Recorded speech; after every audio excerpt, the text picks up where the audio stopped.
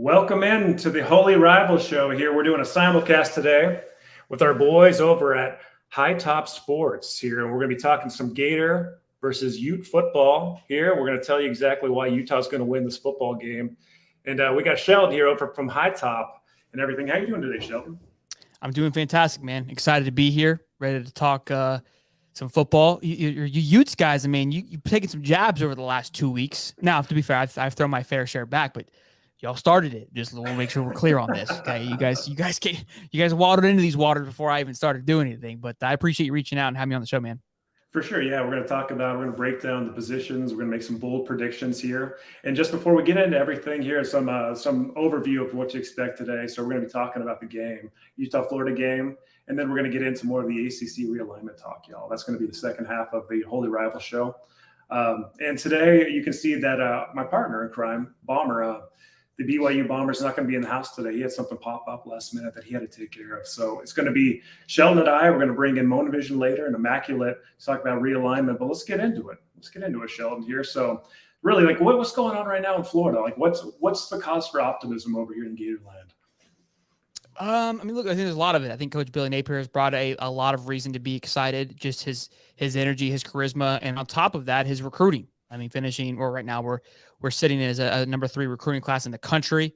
It's the best recruiting class Florida has had in the last decade, which is huge. That's big time stuff. 292 would break the record, I think, and we're at 286, I believe. I could maybe 283. It's right around that area. So again, off of a 6-7 record, that speaks volumes. And we have about 4 or 5 commits slots available. We're at 22, 26 is the goal. And so there's a lot of elite talent. The talent that's came in from last year, there's been a lot of buzz. We just went over the depth chart. I had a show right before your show where we went over the depth chart for Florida Gators. There's a freshman, Jordan Castell, safety. He's getting the start. Just to kind of give you guys any help you guys can get over there in Utah.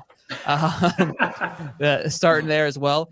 And a couple of young guys that had good seasons last year, they're having to step up due to injuries. So a lot of good stuff and a lot of excitement just from those things there. I know obviously 6-7 wasn't the best finish last year. Losing to Vanderbilt left a sour taste in their mouth. And wait, hold on a second. You lost to Vanderbilt, yeah? Yeah, come on. Let's tell everybody about that. Tell all the Ute fans exactly what happened there. Wow. We had a tough loss. Look, I can defend almost every game that last year, but the Vanderbilt game, I have nothing for. I can talk and gab with the best of them, but I have zero defense on that. That was just a poor game. I think guys quit. Billy lost them, and this guy just gave out on it. So I got nothing for you. Look, I think Vandy would still give 80% of the Pac-12 a fight, but it's neither here nor there. You think that 80%, yeah, for Vandy? Man, I tell you what. Well, I was at the game last year in Gainesville, and it was a wild experience. I mean, the tailgate is fantastic out there in Florida land and stuff. It took a lot of heat from fans. I can't say I've ever ran into this before, but I was actually walking at halftime in the stadium, and there was this college girl that came up and checked me for no reason. She said, "That's the Utes, man." Hey, man, that's them Gator girls. He's got that Gator in him. That's what I would tell you. Gator girls don't play. You know what I'm saying? Just let you know. That's a swamp for you. Welcome to the show. Listen. If it didn't happen, I would have been disappointed in the fan base. So you're welcome. So yeah, for this game, so the Utes are bringing a bunch back this season. We lost Dalton Kincaid, who's a stud, Clark Phillips, who's a stud on defense too, but Cam Rising obviously is back. His health's going to be something that we're talking about here, but there's a lot of returning talent. Utes recruited really well last year too, top 25 class for the first time, and I know that might sound crazy to Gator fans, but Utes the recruiting class has improved year over year and really taken to the next level and everything. So there's a lot of optimism with this team. The schedule's very tough. We've got this Pac-12 schedule. Pac-12's supposed to be pretty good this year, believe it or not. For sure. You think Vandy's going to win that and everything, with 80% of those games. But the Pac-12 is stacked this year. So there's a lot of optimism all around for the Utes. And so really, like, breaking it out, though, so what do you expect in this game? Let's just kind of look at what you expect in the matchup on offense for Florida. How is Florida going to attack the Utes, do you think, on Thursday night? I think it is similar to what they did last year, but better. I think they're going to run the ball heavily with the running back core, which is much improved than what it was. The offensive line, I can't say that it's better than it was last year. I don't know yet, but I don't believe that it will be. There's 2 NFL talented players that were on that team. They're in the NFL now. Osiris Torrance being one of those guys drafted second round, I believe. Should have been a first round draft pick, but the draft went kind of a different way than anticipated. A lot of cornerbacks went than expected. So a lot of talent that had left that offensive line. And look, I know the play is you guys lost Anthony Richardson, a first round draft pick. If you believe that Anthony Richardson gave you his best all out game and was a fourth round draft pick at that game, I think you're crazy. He threw for 138 yards. He did rush the ball very well. A lot of it, if you go back and watch that game, wasn't in a sense of like an RPO, and it was a decision making, which Cam Rising runs the ball extremely well. Now that he's fast or he's athletic, he's he makes extremely great decisions. If you look at the runs per, or our average yards per rush, sure, two quarterbacks had six yards or more. It was Cam Rising and Anthony Richardson. How they got there were not nearly the same.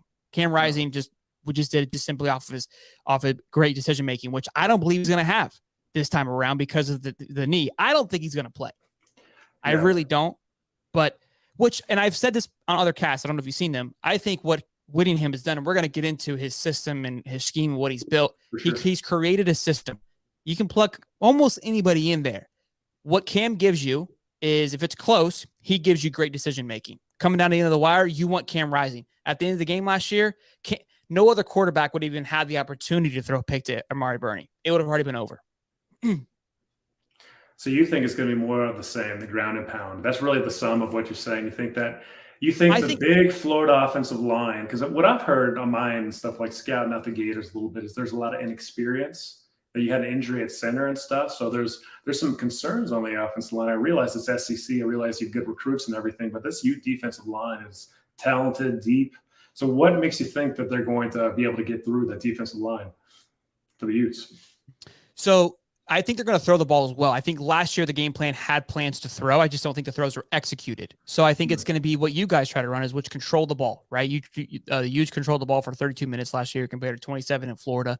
And that's what Florida is going to do. They kind of run the same type of system. The game.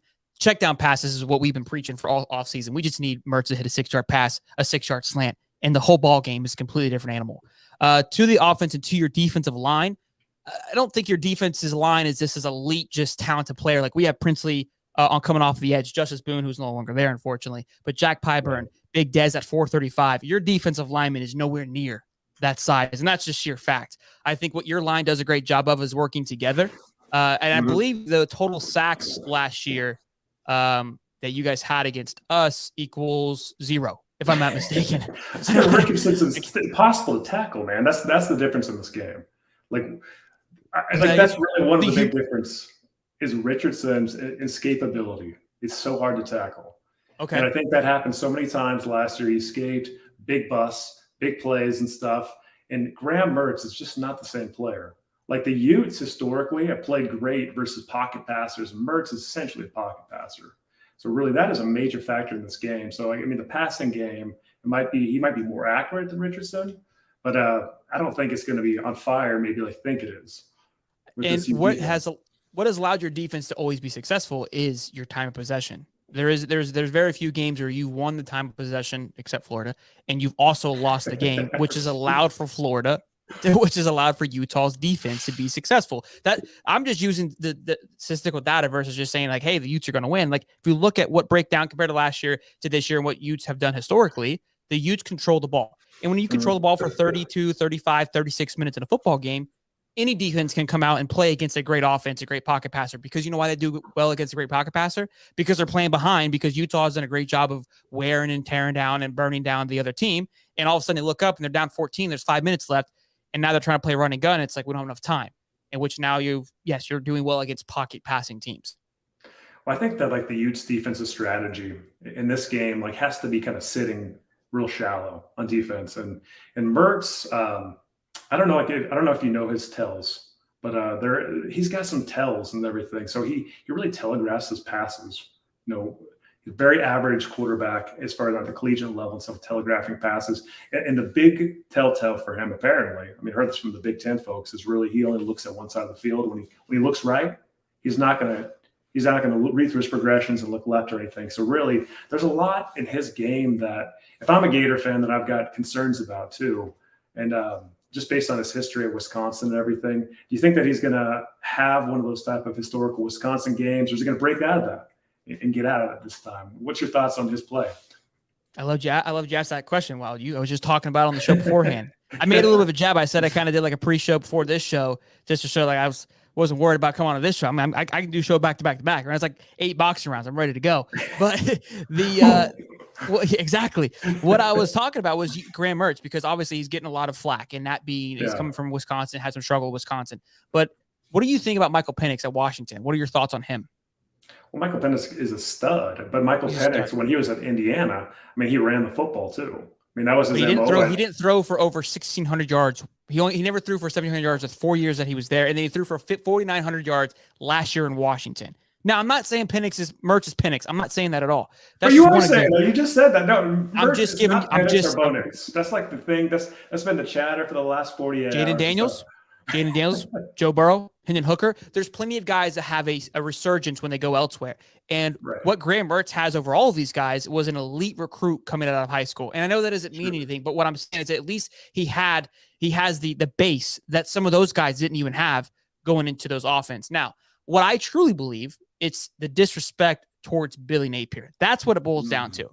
Because if we went into Utah, this exact Florida team was headed into Utah with a Hugh Freeze, because apparently Auburn's going to go win the SEC West, or a Nick Saban-esque style of coach. Obviously, Nick would never, but let's just say Nick was walking into Utah with this style of team.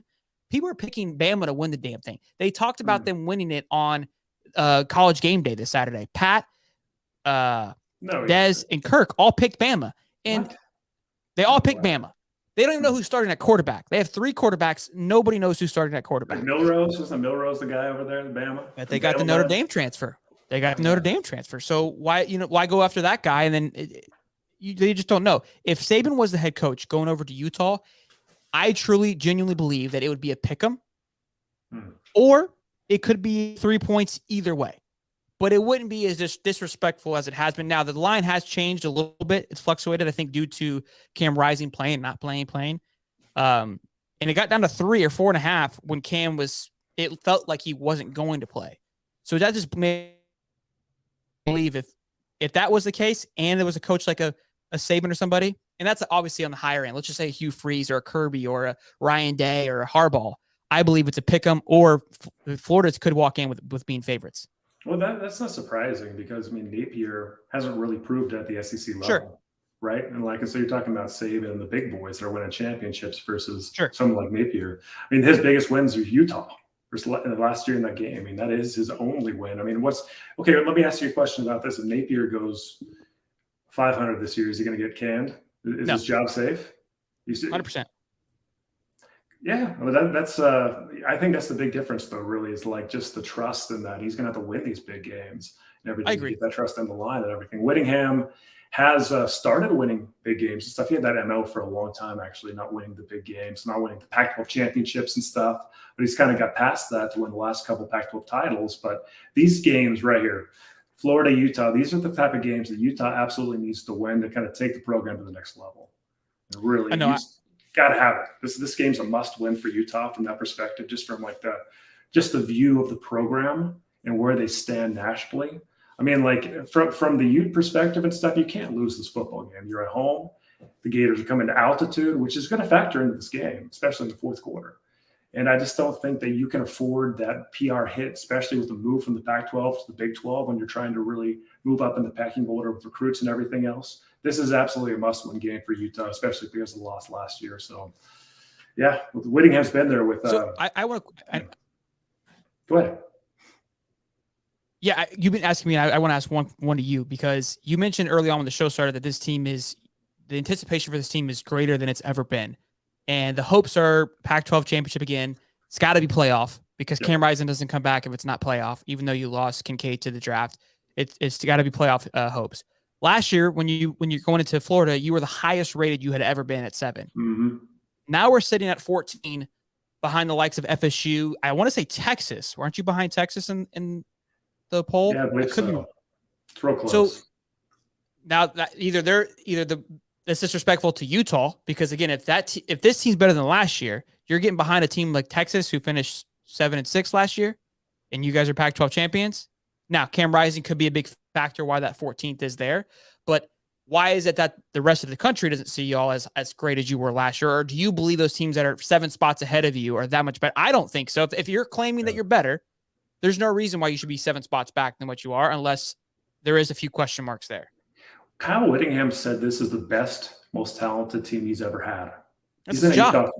He's been at Utah for 20 years, and Whittingham doesn't say. I don't know what Napier says. Maybe he's saying that kind of stuff every year, but Whittingham doesn't say that kind of stuff. I mean, that's like my wife's telling me, like, "Hey, but, like, you're doing a good job. Like, you're supposed to say that."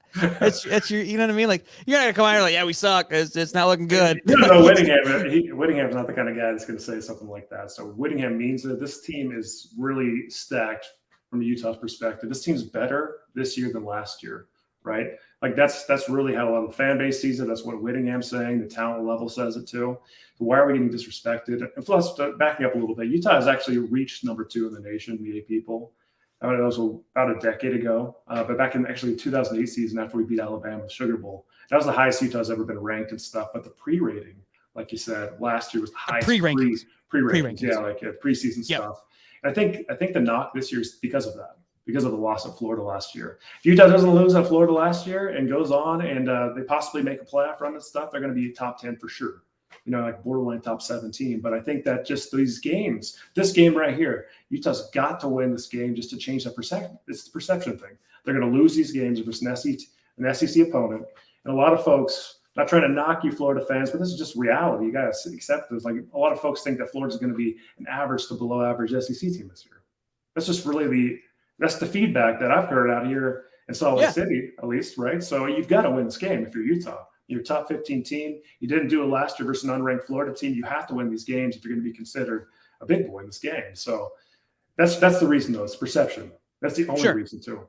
That's look. It doesn't. It's again the rankings are for whatever. It's just they're hoopla, right? But that was kind of it's again the more reason because you were the highest rated, and I do agree that probably the loss to Florida that doesn't help with that coming into the season. I think Cam Rising being hurt plays a factor into that as well. You beat Florida, I'm sure you'll bump up a few spots, but we'll be ranked 14th like we were last year after we win. And speaking like again, you said oh, Sheldon, stop it. You said mid SEC team. So I'm gonna take that as it's a compliment in a weird way because even if it is a mid SEC team, that's better than 85% of the Pac-12. And that is a shot because look, you got Oregon, Pac-12, and Utah, and then after that, it just kind of it falls off. Don't give me UCLA. Don't be trying to throw anybody else at me. Let's not get crazy with it. Oregon State beat us last year, so I can't take too much about them. But yes, they are up and coming. So they're looking to make some strides. Yep. They're looking to make some strides. But look, I mean, we're expected to finish. Our record is, I don't believe, gives the identity of this team because of how hard the schedule is. Playing the likes of Georgia, Tennessee. Tennessee is, I think they're lightning in the bottle, but they're favored by many to compete for the SEC East. We got to play LSU, who's favored to win the SEC West, right behind Bama. Then we've got Mizzou, which will be a tough game, but Arkansas is a night of a football team that should be really good this year. They were good last year, just lost some dumb games. And South Carolina, going to be a tough game as well. And FSU, who is by many, has them in their Final Four. So the schedule is going to be tough. I mean, there's a lot of great football teams that Florida has to go through, which I wouldn't want any other way. But yeah, when you're looking at those teams that have been established, they've been building up to this, going up a younger, not proven yet Florida team. Of course, they're going to have them finishing, below 500. Where does this Florida team stack rank in the Pac-12 this year? Stack rank in the Pac-12. I didn't think about that. I mean, this Pac-12, this is a really good conference this year. It's the last year of the conference. We all know that. Conference is folded. There's 4 teams left, but still, I mean, I wonder where you think Florida falls in the pecking order of the Pac-12. If they are very good this year, I will say that. Let me look at it. Hold on. I'm going to pull it up just so I can see it in front of me. So I don't think we're better than USC. I think USC and Lincoln Riley, I think he's a phenomenal head coach. I think Oregon's great. Oregon State, I'm not gonna go over that. Utah, we'll kind of you call it even. Washington's a good football team. I think we would compete well with Washington, but Michael Penix is phenomenal. I think Florida is above Washington State, UCLA, Stanford, Colorado, California, both Arizonas. Mm-hmm. And I think Washington, I could give Washington the edge. I'm not going to give you guys the edge just because we're here right now. And then I would call it Wait a couple I would days. call it kind of like an even keel with Oregon State. I'm not going to bow down to those guys either, as much as they want to yell at me in the chat. I'm not going to. I think I think fourth, fifth, sixth in the pack. That bowl game shouldn't have happened. That matchup shouldn't have happened. And I'm not trying to play like pity me, right? But we played a 10-3 or 9-3 Oregon versus a 6-6 Florida. Like that should have never happened. And Oklahoma played a 9-3 Florida State, and Oklahoma was 6-6. Like those teams should have swapped, in my opinion. You had two teams that are kind of on a down year, and we played. Oregon State got a softball toss up. We lost half our team went to the NFL. Yep. You know what I mean? So like I'm not trying to take anything away from Oregon State, but that was Oregon State's Pac-12 championship. We were just trying to make it to the next year. we limped in there and we crawled out. Hey, let's transition back to this football game, okay, and look at the matchup. So let's talk more about Utah's offense versus Florida's defense, okay? So Cam Rising, everyone knows this. There's just nothing leaking out of Utah right now. Cam Rising's said to be, 50-50, said to be 50-50 for this game. Personally, I think that is a lot lower than that. I would be surprised if Rising plays.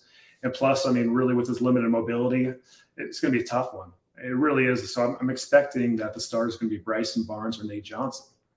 And these guys play completely different football games. Like it's said to be like a 50-50 battle between Bryson Barnes and Johnson right now. So one of those guys come in, just give everyone a heads up, all Florida fans and stuff. Bryson Barnes is more like a game manager, like a poor man's Alex Smith, we'll call him, real poor man's Alex Smith. That type of game. I've been saying that on my show. Yeah, that's who he is, right? Like, so he's a game manager.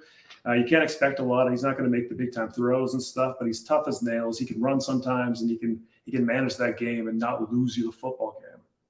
So If he plays, that's what you expect. A lot of Utah heavy run, short passes, kind of like how Mertz is probably going to play this game. If Barnes plays, it's going to be a real similar offense in this football game. Fighting Nate Johnson. Yeah. So Nate Johnson. Good. Sorry, we had a lag.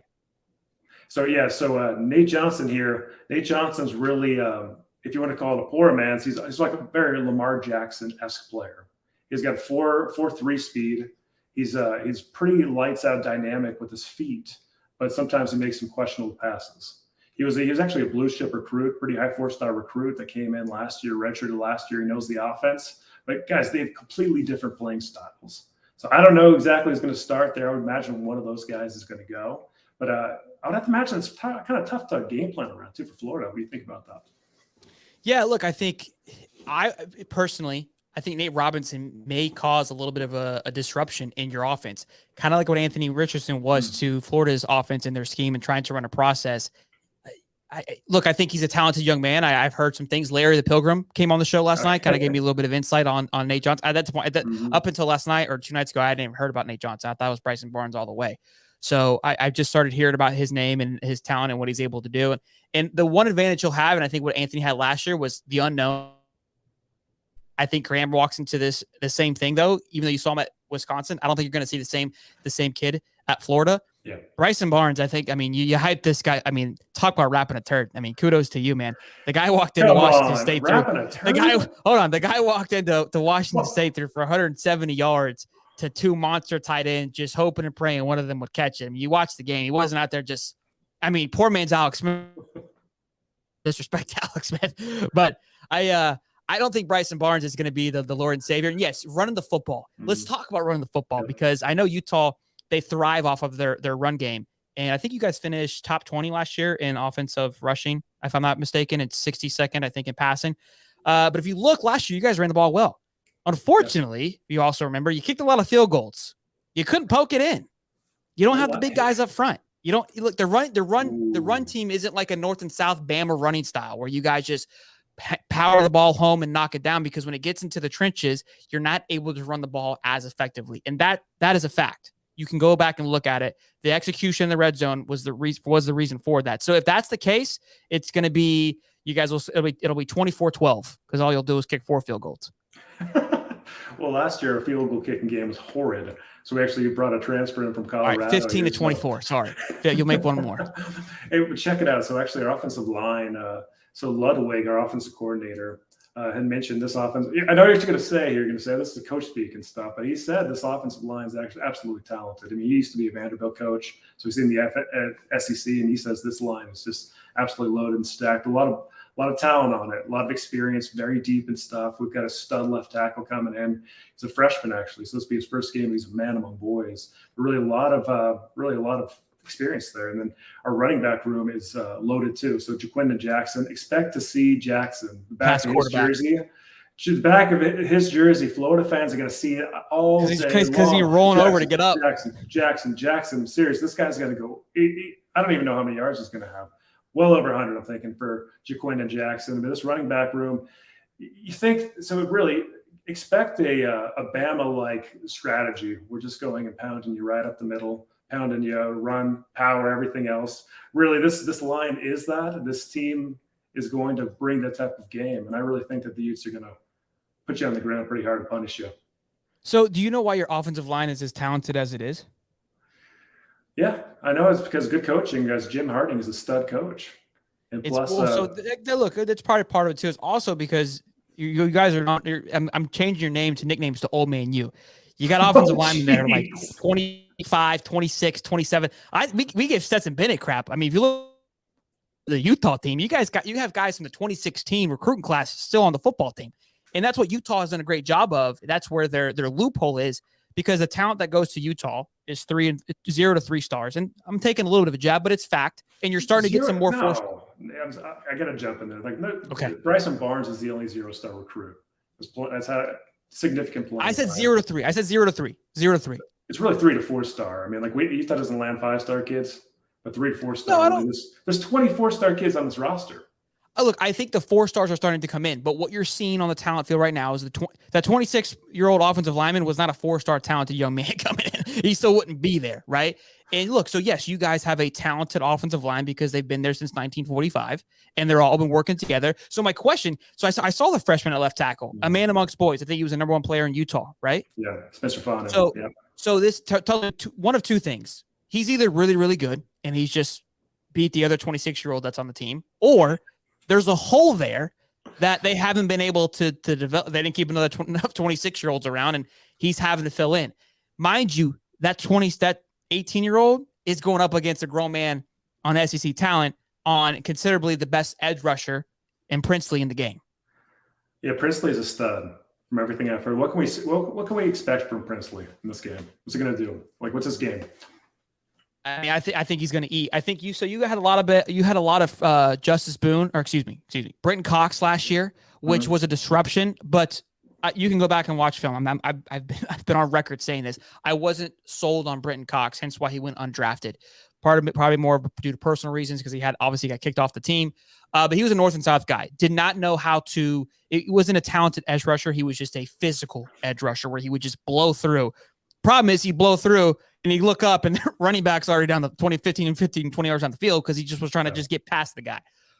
Princely, I think, is going to be an absolute monster, and the reason why he's coming out as a preseason as a top rated edge rusher. We had him on the show actually and spoke to him about it, and he's just extremely focused. He changed his diet plan, really has turned it up a notch because this is his draft year, right? This is his bag year. So I expect him to have a monster game, especially if he's going up against the newbie from the old state of Utah. I'm telling you, Spencer Fano would start for half the SEC teams as a freshman. He's that good. He really is that big. He's that good. Hey, look, he very may well be. He very may well be. And that's why I said there's either one or two things. He's either really that good. And look, this is kind of where the things start to draw, right? Because I'm going to go watch high school film on a left tackle. Like, what's up? The one thing I will say about offensive linemen, and we've talked about this a slew of time on the show, where it's hard to grade a offensive lineman in general in high school because the development is just not there. It's not across the board. It's not. How big is he? I don't even know. His size-wise, he's a big boy. I couldn't throw those out and stuff, but he's a monster. What's his name? So. I'll look it up because I got to know. Spencer Fano. So here, while you're looking that up, here's what to expect from the Utes. Okay, so Bryson Barnes is likely the starter here for safety purposes. The Utes don't typically take risks and stuff with this stuff. You got to win this football game, like we talked about before. So really, it's going to be much like that Mertz style, where it's going to be short passes, a lot of running.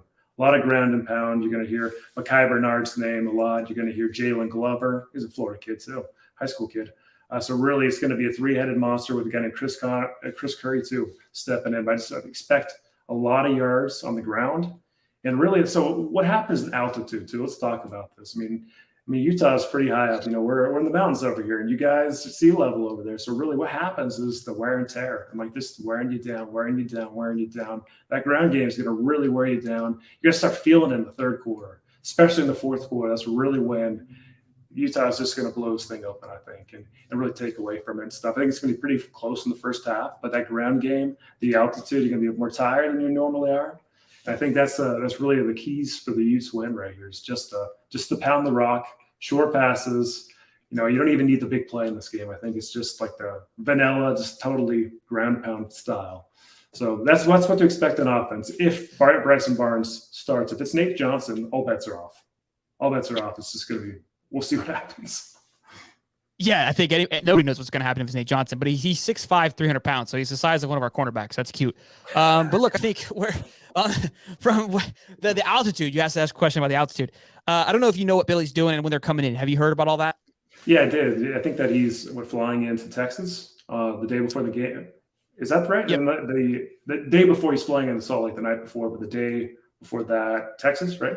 So really correct, because he's going to be in altitude very long. Correct. And I think, look, when asked about it, and we've talked about it on the show, it's just like anything, the same way we spoke about the humidity last year. I'm sure y'all talked about it as well too. Sure. And even Whittingham even decided to turn your guys' heat on for a little bit and try to mimic it as much. That was adorable. But when Billy was asked about the altitude, he just brushed it off. And at that point, I realized, if you know Billy, he's very analytical and really dives into these things. I think they realized, like, look, we either have to get there a month in advance, right, to prepare for this, or try to, simulate some type of altitude while we're here at home, which is going to be extremely impossible. And it's going to take away from what we really need to be focusing on. And it's not going to give us that much of an edge. So we're not going to talk about it. We're not going to mention it. We're going to fly in, we're going to wax him, and we're going to leave. To the point when we're flying back in the jet on the way back, holding up the Utes head. High top. Isn't that kind of like putting your head in the sand? Oh, it doesn't exist. We're just not going to talk about it. It's not a factor at all. I mean, it is a factor. Just like I love that you brought that up, because you're just walking right into my trap here. This is wonderful. I think we have history of this game, and I think if you go look at Kyle, they focused on it. They were worried about it, and I think it played a factor, because when they showed up, it was almost you thought about it, and you didn't know what to expect, and then you get there, and it's almost like it's in your head. If you show up, you're really not going to feel the attitude change until maybe, like you said, the third or fourth quarter, and at that point, it's just, hey, if the coaches are prepared, let's cycle these guys out, let's focus. Yeah. And that's what's going to happen. It's going to be how it's going to be coached versus trying to psych these kids out, because there's no preparing for them on how they're going to feel. So why talk about it? For what? You're not going to say, hey guys, you're going to run out of breath in the third quarter. We're going to take you out. Nope. We're going to hydrate you. If I'm Coach Billy, I'm talking with the hydration team saying, hey, make sure they're drinking water more than what they usually would, because their body's going to be feeling a lot different than how it would be. We're going to have oxygen here. Make sure you're getting it every single time. Like, there's got to be things where they're picking up the slack during the game, because if they try to practice and play for all that, they're 18-year-old kids. Do what you know right. The other thing I brought up in the show the other day was you can't practice for that kind of thing. It'd be like if it rains. We're going to put sprinklers on every three practices to prepare for if it rains one day. No, it's not that much of a factor. It's what we do as talking guys to talk when it's talking season, is to make up some nonsense like the altitude or the humidity is going to be a factor. Although the humidity was a factor because you all couldn't hold your. And altitude is going to be a factor too. At the end of the day, we'll see. Hey, so we've got a few more minutes here with High Top Sports, enjoying the conversation here. So, okay, so what? Okay, on defense here, we'll say on defense, the use strategy's got to be this: you got to blitz Graham Mertz. And Graham Mertz, you got to simulate pressure, exotic blitzes. That's really the tape on Graham Mertz, is just to go after him, get him rattled a little bit, and then play one side of the field too. So really, the youth strategies to lay low, shallow coverages. Then blitz. So that's what to expect from the youth side. What about Florida? What's Florida's game plan here? Can I answer the blitz package real quick? Sure, go ahead. Because since Devin Lloyd, you guys haven't really had a blitz package. So that's why I'm wondering who's going to fill in with the Lloyd blitz package since he's been gone. So our linebacking room is stacked this year. I mean, we are stacked. We've got like 4 or 5 deep here. So I mean, the edge rushers too. We got a couple guys off injury here. So there'll be plenty of guys ready to go here. The pass rush is going to be much better this year than it was last year. More experience. So really, I'd estimate that in this game, really because of the crowd noise and everything, there's going to be a pass rush to expect. Okay. And so Mertz is going to get hit. Mertz is going to have a tough day. And I don't know. And the key, I guess, really is he going to make mistakes like he did at Wisconsin? Is he going to turn it over once or twice? Because I think that if he turns it over, obviously twice, that's going to be the kiss of death, really, probably for the Gators and stuff. So can he ball control? Can he keep the ball? Can he be safe with it? So. Yeah. I think the same plan goes for when we talked about on the show. If Cam's back there with the limp noodle, you got to send the house, right? I mean, you've got to put the pressure on him because he's not going to be as mobile as he has been in the past. And he's been a phenomenal runner.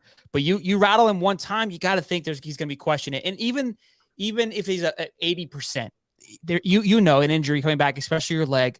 It's just you're going to be second guessing it. And if it's Bryson Barnes, guess what? You're sending the house regardless because it's the new guy. He hasn't really stepped in. He played one game last year. You want to razzle dazzle him too.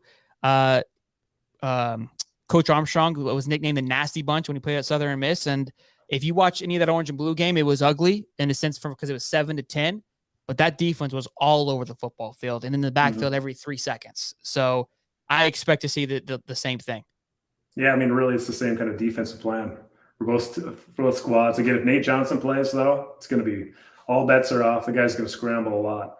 So it's something to watch out for if he does end up going out there. So hey, let's wrap this up too. What's your bold prediction here for the game? What's going to happen? What's the score going to be? And am I going to be a sad Ute at the end of the day? What's going on? That's a no question. It's gonna be like I'm thinking like 24-28. I said it 12-15. You said you got a better kicking game, so I'll give you an extra field goal. So I'll say 15. 20. How do you see it shaking out? Is it going to be like a early push and stuff for the Gators, or it's going to be a slow bleed? I think I tried to predict it last year. I thought I was going to see a play action, and we came out and ran the ball. Billy is vanilla any way you want to cut it. He's not even vanilla bean. He doesn't have little sprinkles of bean in his vanilla. You know what I mean? Like he is as vanilla as they come. He's almost like Greek yogurt vanilla. So if I had to guess, it's not going to be anything exciting. He's just going to go out there and play into his system and not play into Whittingham's Venus flytrap, as I like to call it. Absolutely. So yeah, I see the game going 27-21. I do think it's going to be a close game. I do. And I think the Utes are going to lean on the Gators late. I think the altitude's going to factor in and stuff, but it's going to be a fast moving game with a lot of running from both teams. And the quarterback play might be questionable for both teams too, but I think the Utes squeak it out. If this game is in Gainesville again at the Swamp, it could be real dicey and stuff. I feel much more comfortable with the Utes winning this game 27-21. The Utes really haven't lost a true game at Rice-Eccles for many years. I think it's about 3 years and stuff, home records. We lost during the pandemic season, no fans in the stands to USC, first game of the year, throwing that game out. But it's a tough place to win. So I think 27-21, hard-fought battle, and like both teams are probably going to be pretty beat up after it too. I think you showed your hand there with that score prediction because it's the best team you've ever had. You haven't lost in 3 years. You're playing in your altitude, and you're only thinking a 6-point win against an unranked Florida football team. I appreciate their respect, but I got respect for the SEC players. It should be a lot bigger. Should be a lot bigger, though. If all the things we just talked about today, your prediction should be much higher. If Rising plays in this game, it's going to be a 10-plus win. Plus point win. The only reason is we're going to have a quarterback. If Rising plays in this game, really, I mean, we're going to have an air attack, a decent air attack and stuff. We've got good tight ends coming back. We've got some new receivers coming in. So I think that plan, probably a 14-point win if Rising, it's really a massive deal if Rising plays or not. Because if Barnes is playing this game, we're really seeing it as 27-21. That's fair. But really, we'll see how it goes, my man. Hey, thanks so much for jumping on with us today. Wild, you man, I appreciate you, man. This was a blast. Like I said, the other Ute channels didn't want to go about it. So didn't dare go bring you on or anything. Come on. Yeah, they didn't want to come on, and vice versa. So I appreciate you, man. I think you did phenomenal running this, and your questions were great. I'm usually on the other side of it, so this was actually a blast to be able to respond and not have to think of questions. I think you did a phenomenal job. This is a great show. I think anybody who's a Ute fan, anything like that, should definitely subscribe. Even the Gator fans that come back, give you some crap later on this week. Yeah, for sure. And shout out to the chat too. We got over 500 plus comments in the chat right now. We got 150 plus people in the house. So thanks you all for joining and everything. But yeah, take care, Sheldon. Thanks for jumping on. Thank you. Be good. See you, bud. Yeah, see you. All right, but the next segment here, we're going to be talking about some ACC expansion here. So we're going to bring in Immaculate, Moan Vision, and Jeff Fuller here to talk. Hey, here he is.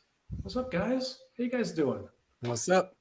Hey, so Bomber's out today. He had something come up, so he's not going to be able to make it on today. But we're gonna get into this thing and talk a little bit more about the ACC and the news of the day here. But first off, what do you think from that discussion right there? What do you think is going to happen in this Utah-Florida game? Mac, you lead first. Oh, I think you guys will be fine. Now, they are going to have some size on you guys and some speed and some talent. But in usual fashion, SEC folks tend to overrate it just a little bit. Utah's built for that type of thing, playing against guys a little bit bigger than. I mean, how many Samoan guys you got on that team? Half the team Samoan. That is A third basically of the team Samoan. They always tend to seem to have a little bit more strength than their weight says.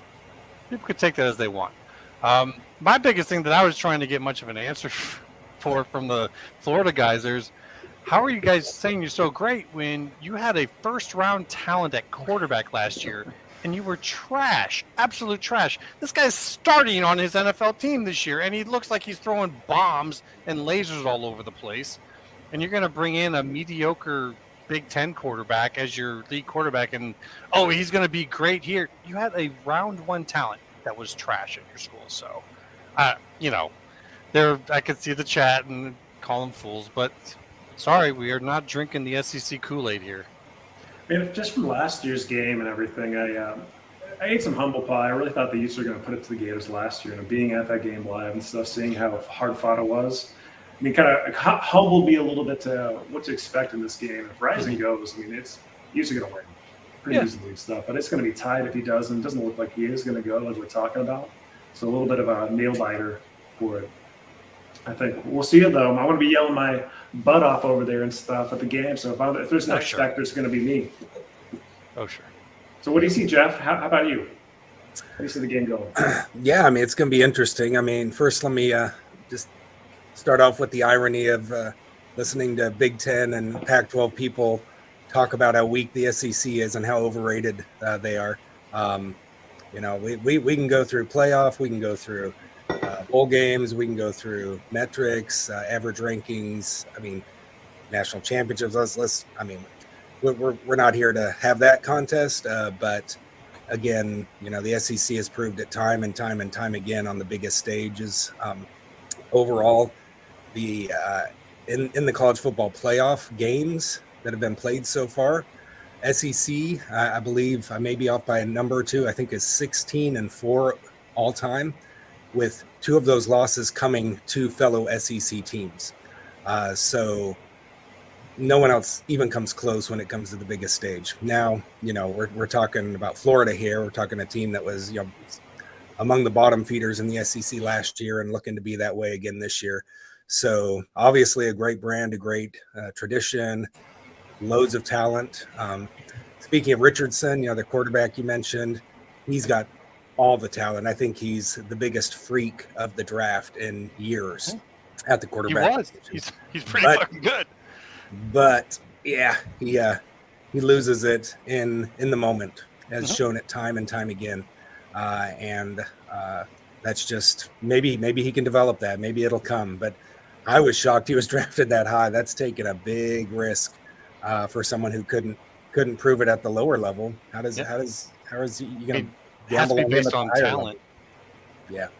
The guy is so hard to tackle, though. Seriously, he's impossible to tackle. I mean, he is such a beast back there. He's Cam Newton.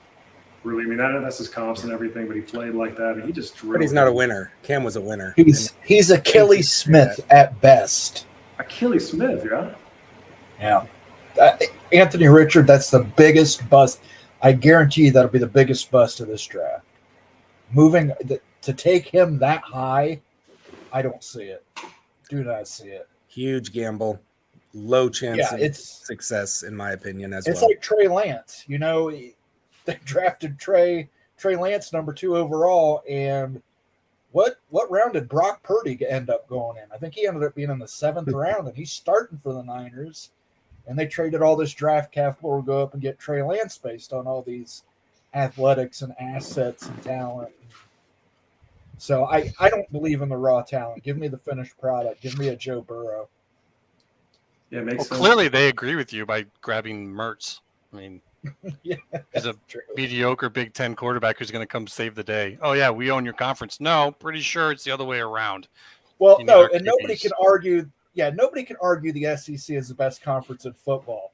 But for Florida to come in here and act like they're the best team in the I just SEC, saw immaculate smirk at that They comment. just SEC They has a lost to bunch of Vanderbilt. studs. I'll give SEC credit for building studs, absolute studs, but they missed some of the most vital aspects about it. And it is what it is. They lost to Vanderbilt. That's it. I'm sorry. You can't talk shit after losing to Vanderbilt. I can't believe they lost to Vanderbilt. Gee, man, that was a bad loss last year, Florida Gators. I cannot believe that. So what happens in this game Thursday, y'all? What do you think, Jeff? Hey, I mean, it's got to be an exciting time for Ute fans. This is finally a chance to beat a power team that is not in the Pac-12. It's been since 2017 since Utah has beaten a power conference team that does not have the Pac-12 label. Interesting. Jeff, look behind you. What is that logo I see right there? Oh, we weren't power then. Last game we won, but there was maybe there was a game or two in there when BYU was not yet. So you think it's a win though? You win? What's the score? I mean, yeah. I mean, you're favored by 10. That's like a 75% chance of winning. I think the Utes have the advantage, have the experience, have the environment. I've seen a few people on Twitter sort of like boasting, like, Florida's going to have no idea what hit them. They're going to come into this ruckus environment and, and it's like, whoa, these guys see that on the regular. They're not going to be impressed with, 50 some odd thousand fans and open corners. That's, they've dealt with much tougher environments. The altitude, that'll be an issue. I agree. No way around that. But, we've seen great teams come from the lowlands and beat the Cougars and the Utes, the Buffaloes all the time. It's a factor. It's not the factor. So, I think the Utes pull it out. I'm a Big 12 guy first and a SEC guy second. So I'm going to be rooting for Florida, but it's more rooting for the SEC than rooting against Utah. How do you see Immaculate? What's going to happen in this game? Depends on if you got Cam. Yeah. If you got Cam, I think you win. If you don't, I think they're going to get you. Because you're going to be too two-dimensional, and they are going to have the studs to be able to focus in on you. Then, like, it's Florida. Even if they were 4-8 or whatever it was last year, they're always one of the top teams in the recruits. I don't know how they do so little with so much there. Like, they get amazing players and they just do nothing with it. But if your hands are kind of tied behind your back, I think they might. It's going to be a tough night. Yeah, it's going to be physical, right? Low scoring stuff. If Cam doesn't play, I'm with you there. So, Moen, how do you see this one going? Well, for starters, even if you have Cam, are you getting 100% Cam? Nope. I don't see it going your way. I'm taking the points. I'm taking Florida. I'm taking the over. Yep. All right, so we got a 2-2 right here. We got the Big Ten guys going against the Utes, really. Yeah, it just depends if you got your star or not. Yeah, seriously, it is a big deal and everything. Yeah, I'd take Utah straight up. I'd take the points though. If I were a betting man, I'd take the points. It's at 6.5 right now. Cam's tough though. If he's not at 100%, I think he'll tough it out for this one. But I agree with Mo, and he's not going to be the same. Pick up the third downs with his legs. He's going to be tentative. He's going to be thinking, where do I go? So, yeah, it's a factor whether he plays or not. His knee's a factor for sure. Wish him well. Want to see that talent on the field. Yeah, and Dalton. So Kincaid was gone and everything, but Brant Keithy is actually he started over Kincaid last year. Started over Kincaid, but he's said to maybe not return for this game either. So it might be Cam and Keithy that are out, y'all. Oh, right. So like some of the best players in offense for the Utes, it's maybe the two best players. They're going to just have to ground and pound it, and that's going to be tough against SEC boys. Yeah, it's a concern for sure. That's why I think Nate Johnson. You might want to throw Nate Johnson in this game just to throw it out, like just to change something up, because he might be able to cause some havoc with the speed. He's got the size and got a decent arm. Just Not a game changer, but he's got the experience. Yeah, for sure. So shout out to everybody in the chat right now. We've got over 100 people here. We got the chat's going on. So we've got over 600 comments so far and everything. So let me get some shout out to the people. So we got Pickles in the house. What's up, Pickles? We got Mr. Monkey, JJ Trucking's in the house. We got Chicken 1515 Ben Woodard. What's going on, guys? We got Connor Bass, and we got Elijah Mitchell, and a lot more folks. So thanks for joining us here. Let's get into the conversation really that we want to talk about, and that's the ACC expansion and everything that went on today with this meeting that's supposed to happen that got postponed because of the shooting at UNC here. But really, I wanted to bring you guys on to talk about like the financial aspect of this and if it makes sense financially at all. So really, I wanted to kind of turn it over to Jeff to really understand this and how you see this move for I want to see how you see it for Stanford and Cal, and plus for the ACC too, if they decide to join this marriage together. I mean, what's the financial impacts of this? Sure. So I think everyone who's thinking of doing the DLC's a win for them. Now, these aren't home run wins for the ACC. I think it's they're calling it insurance. It's a defensive play to bring in power teams. Apparently, if they drop below a certain number of power teams, that ESPN can renegotiate with them and may drop their value. So they may just be looking to stay above that magic number of teams by bringing in, Stanford and Cal, especially with that power moniker behind them. Now they're bringing in great academic institutions, great all sports programs, among the best in the nation in both those areas. But I mean, revenue sports, come on. I mean, we've seen the stands, we haven't seen the fans on Twitter and other places. There's a reason for that. I think I've interacted with, maybe one or two Cal fans in my entire existence, and I've yet to meet a Stanford fan on Twitter. I'm sure they exist, but tweet at me if you are. I'd love to be wrong, but I think it's representative of sort of where their teams, where their programs are, where they're heading, and NIL and transfer portal. Stanford, Cal, they're problematic in that. So you're not bringing them in because of their value as football or basketball product. And I think the TV partners, know that. Now there's some value for being in a different time zone, for expanding the map, bringing in that, latest window for ESPN. So there's that value. I think the pro rata is interesting, that from what I understand, the pro rata that they'll get is $24 million a team. Mm-hmm. So that's ESPN's portion, but that does not, they're not promising they'll give them any ACC network proceeds, which is growing faster and more than was sort of projected. So the ACC network has been more profitable and has been, a sizable chunk of the money that the ACC teams have been getting the last couple of years, and is projected to grow even more. So that'll be interesting to just see. But, I don't know if you want me to start on SMU. I've tweeted something out today that's had quite the furor, almost. Wait. So the SMU, I mean, even if they're coming in for free, essentially for 7 years, so does it make sense to add from the ACC standpoint? And then what's the financial impacts really outside of that? Like, they're coming in for free 7 years. What's the downside? The downside for the ACC, I mean, if you are planning to be not a conference in 7 years or in 11 years, whatever, 36, I think is officially when their grant of rights is up. Yeah, I guess there's little downside. I guess maybe you can say they're in a big market. They've shown they will commit to sports. They'll grow into something bigger and better by then. I can see what the ACC may be thinking, but I don't think they're looking at that. I think they're just looking at the dollar signs. I think they're looking at, hey, these guys will come in for free. They'll pay their way in. I mean, taking no money for 7 years, we've seen nothing like that, even remotely. People are saying, oh, everyone buys their way in. It's like, no, they haven't. I mean, Utah took 4 or 5 years to get up to a full share. The new Big 12 schools are taking 2 years at a half share, and then they're full members. Going in, people are saying, oh, Oregon and Washington, they're losing, they're taking over $35 million a year haircut just to join the Big 10. I'm like, that's not a haircut. They're getting more than they would have in the Pac-12. That SMU is getting zero media money. Mm-hmm. I mean, we've never seen anything like that. I mean, it just doesn't seem right to be able to buy your way in. And that's what it is. I'm sorry. They're buying their way in.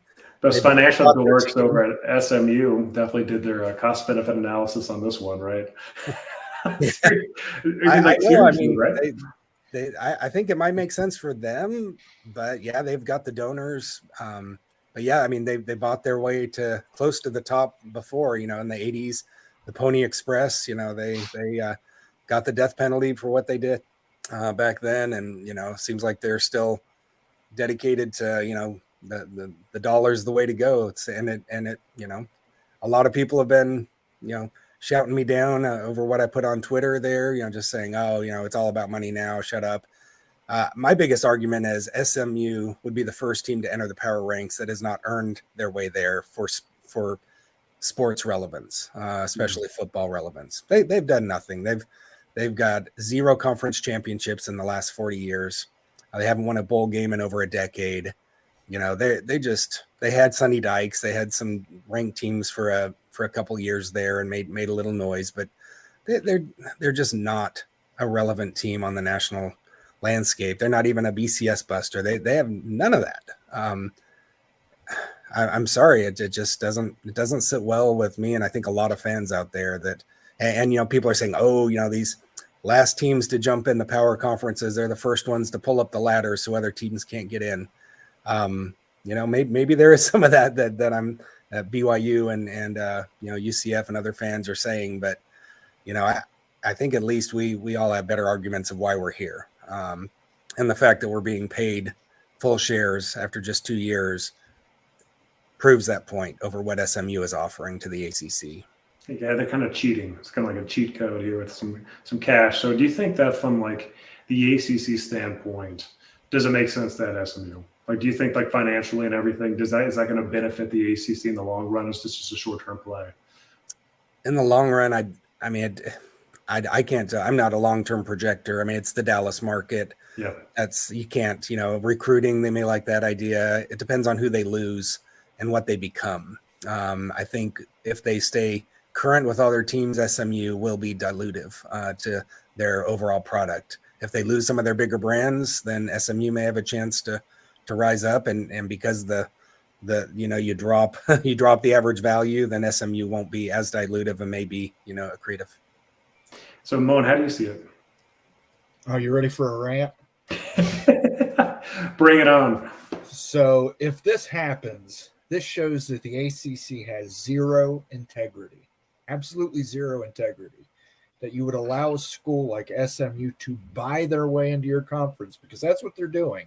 They're basically selling a conference membership on the open market. And if you're willing to do that, who knows what else you're willing to do. Also, the fact that, again, Notre Dame gets its way. Once again, Notre Dame gets its way. They won't join you as a full member now, but they will force you to take on Stanford and Cal through 2036 for an extra $2 million per year guaranteed, and then the possibility of some more money if you do good. That's ridiculous. Just absolute whores of college football. I'm sorry. Stanford and Cal I can abide, but allowing SMU to buy their way into your conference, you're saying we're selling a seat in the Power Five. SMU is getting to buy one in, where Oregon State and Washington State, those two schools are about to lose their seat. How is that right? That's how do those two schools go from Power Five schools to G5 schools, and SMU, who hasn't done shit, gets to move up to the Power Five because they have money? Preach, brother. I mean, it's ridiculous. If they add SMU, that's just the icing on the cake to giving Notre Dame everything they want. I mean, at that point, the ACC logo ought to just be a guy bent over grabbing ankle, because that's exactly what the ACC is. They're just absolutely getting ready to get dry-holed by Notre Dame and SMU. So Moan. So how is Notre Dame benefiting? Just lay it out for everybody too. With Stanford and Cal added, it allows Notre Dame to have a game in California every other year. That's exactly why, and that's what Notre Dame's going to insist on as well. Oh, we've got to be able to schedule Stanford and Cal as one of our ACC teams. So it allows them to maintain football independence, because they're not joining the ACC. They don't give a shit about the ACC. They only give about shit about Notre Dame. What helps Notre Dame? It lets them avoid joining a conference. They get to keep all their postseason money. The ACC is also going to pay them more. So the ACC Cup pays them more. And they still get to keep all their playoff money. They still get a seat at the college football playoff table. Completely preferential treatment for Notre Dame. So Notre Dame's the biggest benefactor in this situation. Oh, absolutely. Notre Dame and SMU. I'm interested, Moen. What percentage are you an Ohio State fan versus what percentage are you a Notre Dame hater? Oh, well, I'm 100% Ohio State fan. Which turn makes you I'm Notre Dame hater? Notre Dame hater. I'm also a fan of Cincinnati. My girlfriend, she's a Cincinnati alumna. So, but I hate Michigan. I hate Michigan 100%, and I hate Notre Dame 99.99%.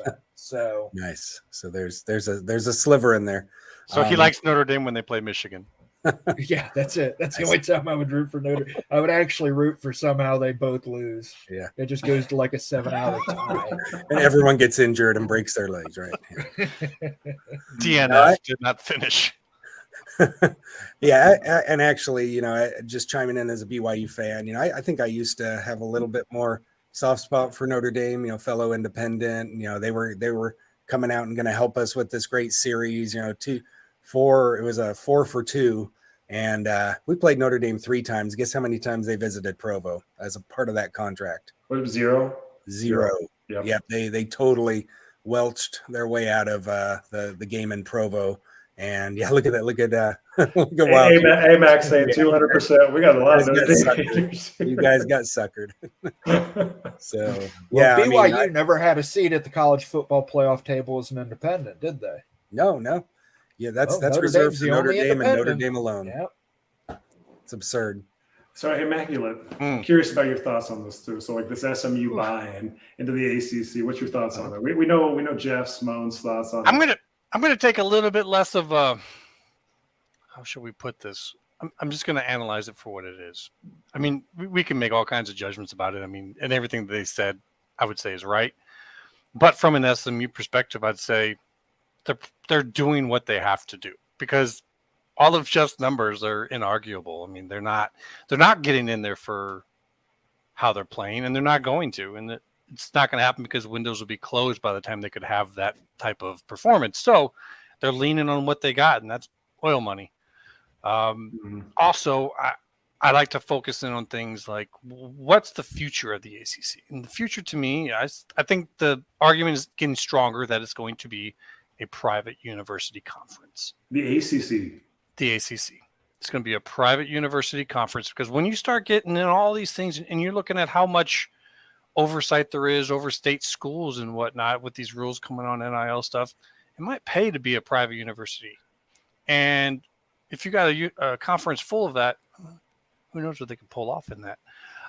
But it's like-minded. When you bring in Stanford with Duke, that combination just tells me they're gonna try and do their own thing. However it goes, whatever it goes, they don't really care.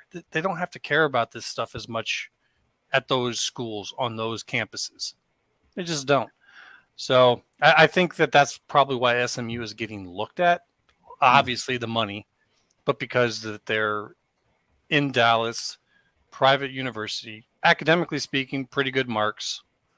And, they do speak the same language. People might think that there's some philosophical differences, but they all speak the language of money. And SMU speaks that loud and clear.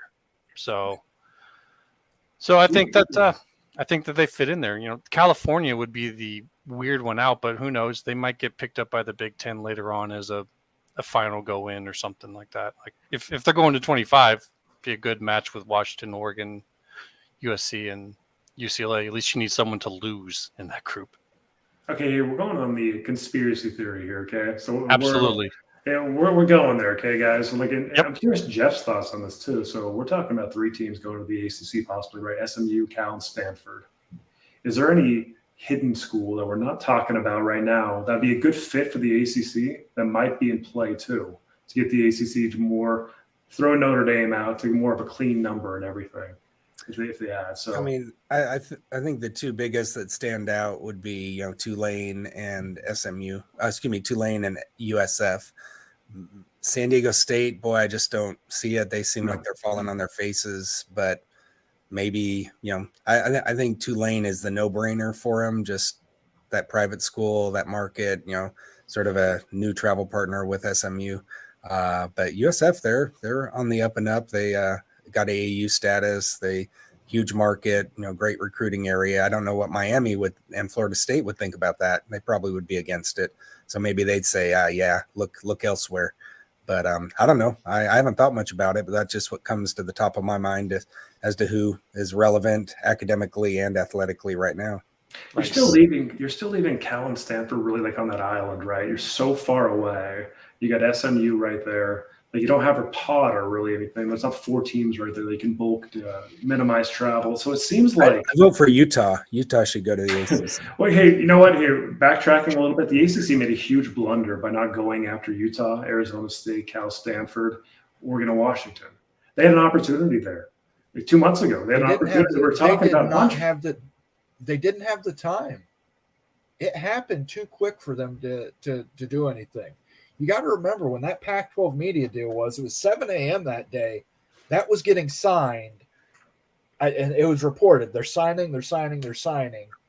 11 that morning, Oregon and Washington were leaving. Are we forgetting this took an entire year? This process took an entire year? I understand. Come on, Oregon and Washington were just biding their time. They weren't as were the Big Ten. I don't think the ACC could plan on the Pac-12 imploding the way it did. I don't think you can foresee that far. They wouldn't have gotten Oregon and Cal, though. Well, you'd included Oregon and Cal in that. And I think Oregon and Cal were always just slow playing this as long as they could, waiting for that Big Ten invite, as was the Big Ten, trying to avoid torturous interference. I think, Fox, the Big Ten, Oregon, Cal, USC, UCLA, it's, the die was cast long ago. They just made it look like it was a sudden emergency thing that happened. It was an emergency for everyone else that didn't realize that that's what they were really doing the whole time. But that's just if we're going conspiracy theories, I don't think that one's too far out there. Before Colorado left, really, the ACC made a lot of sense to consider for the Utes. I mean, there was a lot of, I wouldn't call it smoke, but chatter, right, about this and different ideas about these teams jumping over and making a block on the West Coast. And it seems like the ACC really missed the mark there to me. They had that opportunity, and I get it, Moen, like they didn't have the time when it all blew up at the end, but really, where's like the due diligence? Where's all the vetting that's going on behind the scenes? I mean, the Big 12 is working it so hard. Where was the ACC the whole time? Now they're scrambling, trying to add SMU. And they're probably waiting. They were waiting for Jack Swarbrick to tell them what they needed to do, because they got to call Notre Dame just to figure out which way to lean when they fart. So I mean, everybody has to get filtered through Notre Dame now. So that's probably some of the holdup there. I don't think this division is new. I don't think that the divide in the ACC is new at all. And you just say, why hasn't anything happened? Well, you're seeing it right now. They can't even get a vote together right now. So under nicer times, trying to get everyone to agree to something, Florida State's been working on trying to get out for a while. So, it's kind of like the Pac. They're stuck in their own little world and their own little problems. And Pac thought that they were off in their own little world, literally out in West. And they found out that that wasn't the case, that the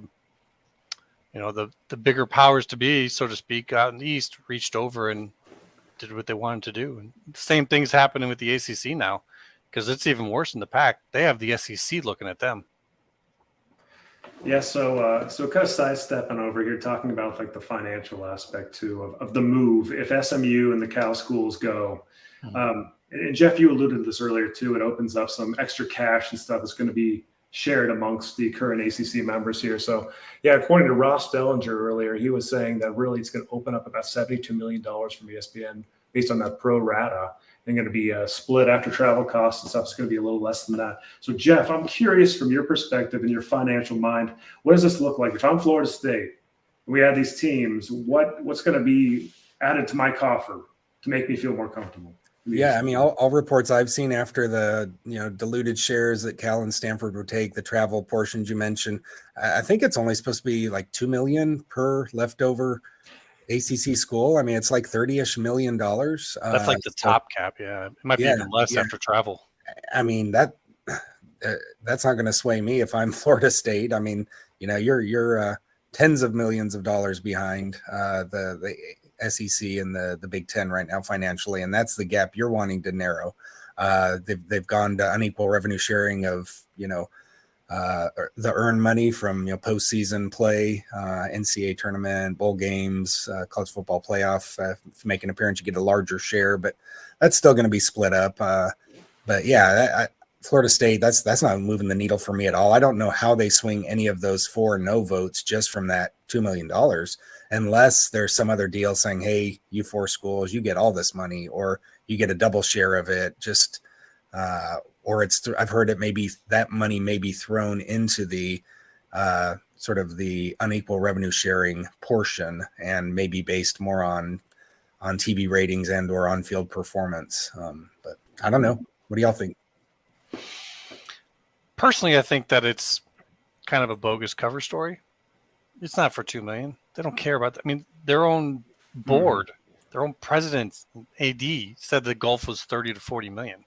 If anyone is watching this going, this might be enough, like, your math is really bad. And I know Jeff's looking at this thinking that these people got to be crazy because Jeff's the math guy on this, and that $2 million does nothing for you. It's a drop in the bucket.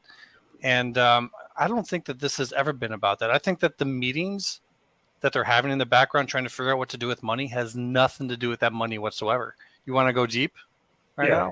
Let's go deep.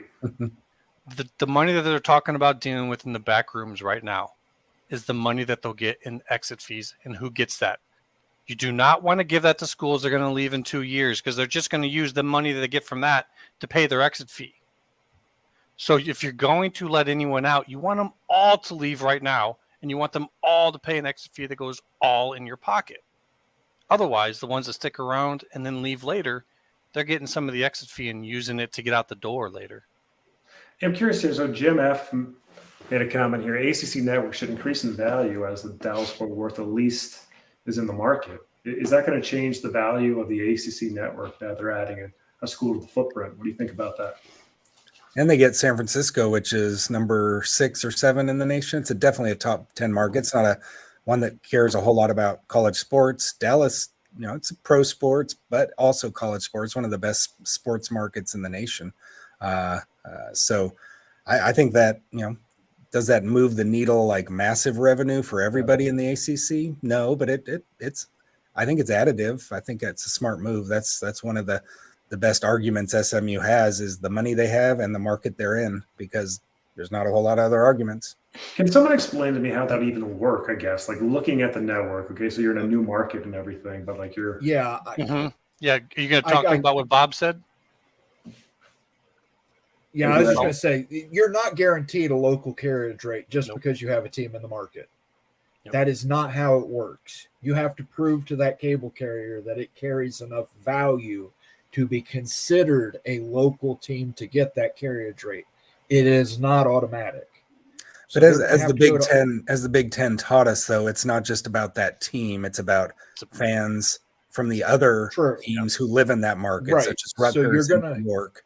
And, you're going to have to sell. San Francisco, there might be enough of those other teams. You're still going to have to sell them that adding SMU means you get to pay us an extra $1 a month from your subscribers. And you're going to sell that based off of brand teams coming to play at SMU, which doesn't really work if you lose your brands like Florida State, Clemson, North Carolina, Miami.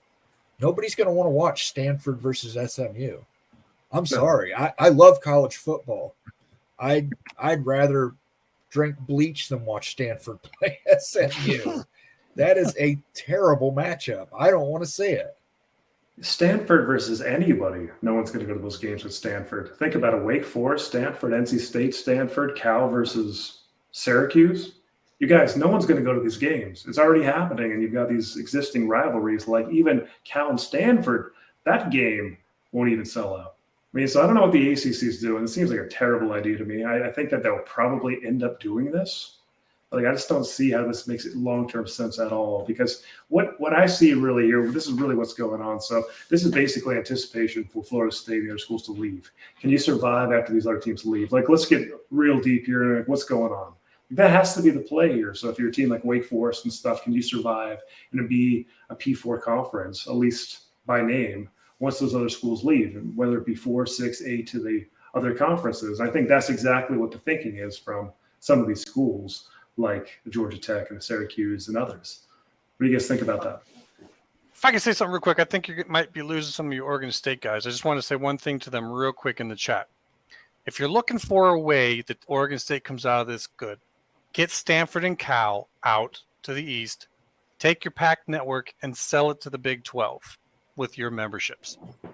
Because I don't think you get in on your own, but if you can bring them a Pac-12 network that can be gone nationwide as a Big 12 network, and you get ESPN on as like half owner it, like Fox does with the Big 10, I think you've got your answer. So I just kind of want to answer those guys real quick on that in terms of how Oregon State gets in. But yeah, and apparently there's like $50 to $60 million of NCAA unit money that should be paid out over the next 6 years. That's insignificant if they can stay together as a conference. I mean, if they dissolve those, I assume those follow the teams if the conference dissolves. But they have some options, but they need to get Stanford and Cal out.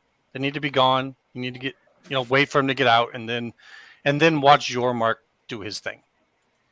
So say that again, Immaculate. I haven't heard that idea before. So you're saying that Oregon State and Wazoo, if Stanford and Cal are out, they're going to sell the Pac-12 network to the Big 12? However that works, whether they are full owners in it at that point in time and they just bring it with them.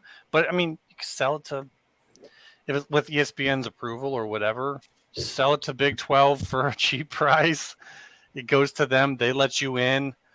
And then you get ESPN to cheaply buy in as a half member. You then take that, you bundle it with the ESPN package, just like Fox does with the Big 10 network. And if you're going to be the Big 12 going coast to coast, especially up in the Northeast corridor with, future of basketball schools, a network would be good. A network would be really good to show off those Olympic sports and basketball. Mm-hmm. So I would take the Pac-12 network, which has its own production arm and everything. It's ready to go. Yeah. If you can get it cheap, and then you turn it into a Big 12 network. And how much more money does that bring in now? Does that bring you even closer to what the other guys are making? Do you think that has any type of significance for Oregon State or Wazoo getting into the Big 12 conference? Or it's just like a business? Because they'll control it. They'll have to sell it or do whatever to the Big 12 while they're still part of the pack. I mean, I don't think it transfers with them. So I don't know. Maybe Jeff. How does ESPN win there? Because right now all the Tier 3 content is on ESPN Plus, and they got new teams. They've got they've got 8 new teams now coming into the Big 12. That's a lot of fans. That's a lot of new subscriptions to ESPN Plus. Mm-hmm. If we're bringing in a conference network, where's the win for ESPN? They're potentially losing out on lots of those subs. Do they just give up that, or is it some of it's on ESPN Plus and some of it's on a new Big 12 network? Hey, let's call it Longhorn Network. How about that? I don't know. And that's a good point. But I think what this plan is between Yormark and ESPN is to do what the ACC would not do. When the ACC was taking Big East schools, they did not want to keep going into the Northeast, where ESPN is located, where basketball is a big deal. ACC would not accommodate. I think Yormark's willing to accommodate. So it becomes like a give and take of, is it absolutely in the best interest or what they want to do with ESPN Plus? Maybe not, but I think you can still make money with both. If you get that thing in all in your ESPN bundles, that's a different realm than ESPN Plus. ESPN Plus, a lot of it's for like online streaming type of things, whereas this is going to be on your cable provider. Yeah. So you wouldn't like most people I'll find a game wherever I can. I mean, I was watching women's volleyball in Montana on ESPN Plus, and I was watching BYU women's soccer in Boise, Idaho on the Mountain West Network app. I'm one of those crazy fans that'll find a way to watch every game I can. Mm-hmm. And there are going to be plenty of those, but yeah, and I mean, a network does provide greater viewership. I can see why the conference would want that for greater exposure and then another revenue stream for the conference. But again, I just don't see how ESPN wins by losing ESPN Plus subs. Maybe Moen or Wild, you'd have another thought on that. Yeah, I'd like to speak on this because we don't know who we go. owns the Pac-12 network. Yep. Right now, it's still owned by all the teams that are still in the Pac. Right. Even though they're leaving, there's a majority of those schools that can go and say, we're selling it now. We're parting it out. Basically, all the Pac network is studios, production, things like that. The best buyer for that would be Apple or Amazon, who need their own production area with trained people for their live sports. So I think what you're going to end up seeing with the Pac-12 network, I don't think Oregon State and Washington State can just take it with them. I believe it's owned by all parties until the end of the media deal, until they officially leave and join other conferences. It's owned by all parties. So unfortunately for Oregon State and Wazoo, they don't have enough votes to stop the others from selling that off and parting it out. So Moen, are you saying that every existing conference member that are leaving next year, like your Utahs, your Washingtons, have equal share of the Pac-12 network? Is that your understanding? Yes, that's correct. They all have a share of it. Until they officially leave the conference, they have a share in the Pac-12 network. And I think the real question, though, is what is it really worth? Right. You know, is it worth a lot? Is it potentially a liability? I mean, we saw when the Pac-12 moved their offices out of San Francisco, they still owe $10 million to retrofit the offices back to their original state. If you can just go, item after item after item, have bad financial decision by Larry Scott. And I think George Kliavkoff has been better in this. I think he was brought in partly to make the numbers work, to be to cut where they could cut and save where they could save. I think he's probably done a pretty good job there, but it's just too little too late for the conference. I mean, I watched USC playing on it this weekend. I have it here in Arizona. So I wouldn't put it 100% on par with what I see from the Big Ten network, but it was fine. It worked great. I mean, the quality. It's amazing. So, what do you need of it? I don't really know how to compare it to ESPN Plus, but if it's in a location and it's on the cable lineup that someone has because it's bundled in with ESPN, I don't see why someone wouldn't watch it if that has the game on that they want to watch. I don't claim to be someone who could run the numbers and see if it's great for ESPN. I just think if there is any type of bargaining chip, that would be the one they have. And what you're saying, what's sticking out to me is, so if somehow they were to work this to where this happens right after all the other schools leave, which makes a big hardship for Oregon State and Washington State, because you might have to really figure out a tough schedule for a year. But, if those schools leave and nothing's been done with the Pac network by then, does it then become Oregon State and Washington State's property? Mm-hmm. It would, because they'd be the only Pac members left. All right. But would it be profitable would be the question. I don't know. Would it be I can only speak from a viewer. And, right. I don't know what debt's involved in it. I mean, obviously everybody's got to pay Comcast, but I don't know what debt is still within the studios, production equipment. I'm sure a lot of that stuff's leased. So that's where it's going to come down to. But I still think the best option for all parties would be to sell that to an Amazon or an Apple. I believe the studios are still in San Francisco, so that's right up Apple's alley right there. So I think Apple would be the best bet if Apple wants to get into making a deal with college football, like maybe a fourth partner for the Big Ten for a Thursday night game or something to produce it through there. Yeah, so Brandon here says Oregon State, Wazoo for the culture, and then Stanford and Cal for the market money. And this is meaning going into the Big 12. So not the ACC balances out, gives Big 12 equal shares of the Pacific time as big, and also would help to draw future ACC teams in if an implosion happens. So yeah, that's an interesting thought here. So yeah, this hasn't got much smoke, but what's the likelihood that any team out in the West here, Oregon State, Wazoo, Cal, Stanford, what is the real likelihood that any of them end up in the Big 12 conference? I don't really like them for – I don't like Stanford or Cal for it, really. I don't think that it matches the Big 12 culture at all and what the Big 12 is trying to do. You know, people want to be like, oh, but academics, it doesn't matter to the Big 12. The Big 12 is not bad academic schools. It just doesn't matter what your academics are. We need to know that you're going to carry your weight because there is no big heavyweight to carry the conference anymore. Everyone's got to take their turn. And I just don't see that coming from Stanford or Cal in the sports that matter. So to me, if you're looking to get into California at all as the Big 12, I would get through this whole period, just look to the East, and at some point in time, just look at San Diego State. I think that they go better with Southwest schools that you have right now. I know people in Arizona love San Diego. So that's right. What do you think, Rowan? I think that Oregon State and Washington State should be in the Big 12. I think from the Hateful Eight perspective, you got to look at those two schools and realize that was you guys. They're the ones that got fucked in this situation, and it wasn't right, but it happened. I think you take them into the Big 12. I think you make a fourth window. You sell it to ESPN. You take them at a reduced share. Hold on. Who created this problem, Mr. Big Ten? Who created these poor Notre Dame schools that need a home? Come on. No, Notre Dame created this problem in the 90s by not accepting the Big Ten's invite. If they'd accepted, we'd have been at 12. We'd never taken Nebraska. Any responsibility and to always I'll take responsibility. Notre Dame. But I mean, it's every action has a reaction, Jeff. I mean, that was a reaction to Greg Sankey taking Texas and Oklahoma from the Big 12.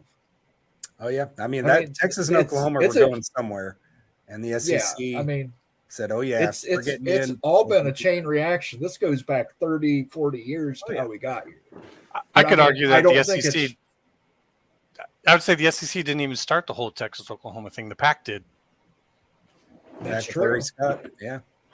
You know, it's a blessing actually for the Utes because the Utes would actually be in the Pac-12 conference if it weren't for Texas deciding not to go. That's the funniest thing in this all. Do we have to talk about that? Do we have to talk about that? Utah was a second invite, right, with Colorado because Texas rejected the Pac. So sometimes BYU's big rivals, the TCU went to the Big 12, Utah went to the Pac-12, and again, this is the holy rival show. I don't. We can finish this topic, but there's one topic, a certain game that was mentioned, and a question that was asked to the Utah coach that I'd love to hear Wild Utes' opinion on his comments on, or his lack of comments on the Holy War this last week. Again, you can wait and address it later if you want to tie this, put a bow on this topic, but I think we should address that since this is the holy rival. No, let's go there. So we talked a little bit about this last show, but Kyle Whittingham. He said this many times before, Jeff. This is new information.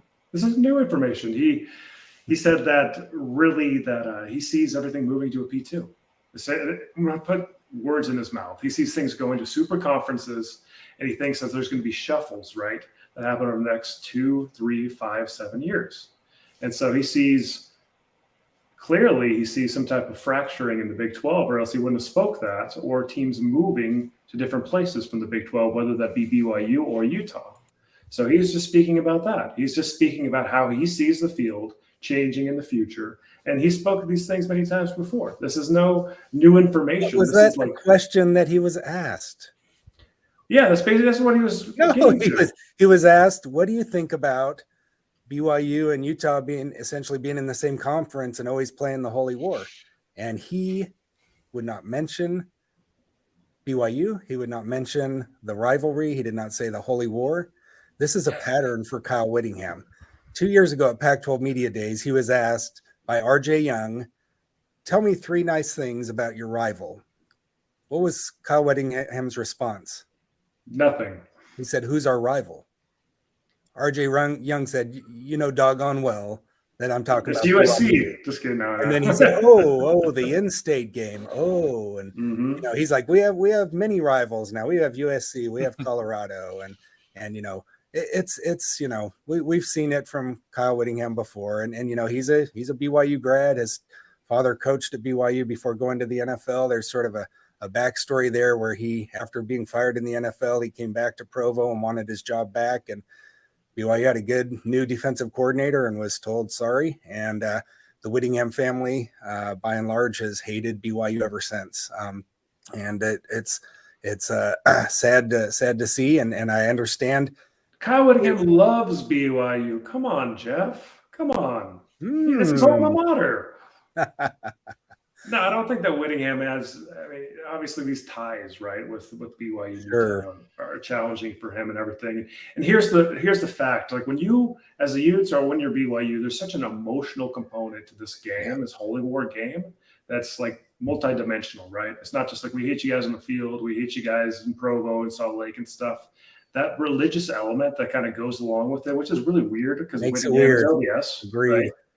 But like there just seems to be a lot of like emotional baggage toll outside of the physicality on the field. That's almost like playing two games in one. Yeah, seriously. And so I think that's I agree. Whittingham. There's plenty of BYU fans that are not. I wouldn't say a majority. There's a lot that are just rah LDS. So that's going to be my team. Likewise, there's a lot of people who live in Salt Lake who really don't like the church at all, and view hating on BYU as a proxy, a more politically correct thing than hating on the church itself. So it's got this weird dynamic there. I agree. And it's a complex, multi-layered rivalry. But I mean, I think me and you, we just love football. We love our schools and we want the best for our schools. And when you love your school that much, you sort of root against your rival and you sort of root for their failure sometimes. You don't root for It's what it is. Come on, Jeff. ask Moen about that between Ohio State and Michigan. Yeah, Moen, you guys are just getting into it. Seriously, I'm learning. I was going to say, who did Kyle Whittingham learn that from? Urban Meyer. That's right. We didn't even say the name. It's not even listed anywhere on our campus. Oh yeah, BYU stickers in the urinals. Wouldn't say we're the team down south. Won't say BYU. I mean, it goes way back. I mean, Kyle Whittingham, he left BYU in 1982. The next 2 years, BYU went 23-1 and won a national championship. I'm not saying it's because he was gone. I think he might have a little bit of, oh man, I helped build it, but I didn't get to enjoy the pinnacle. It's just a complex relationship. Yes, he was up for the job for BYU when Bronco Mendenhall. I think Utah outbid BYU pretty much for Whittingham. Would he have come? Was he using it as leverage? Was he wanting it to stick it back to BYU and say, I don't care what you pay me, I'm not coming?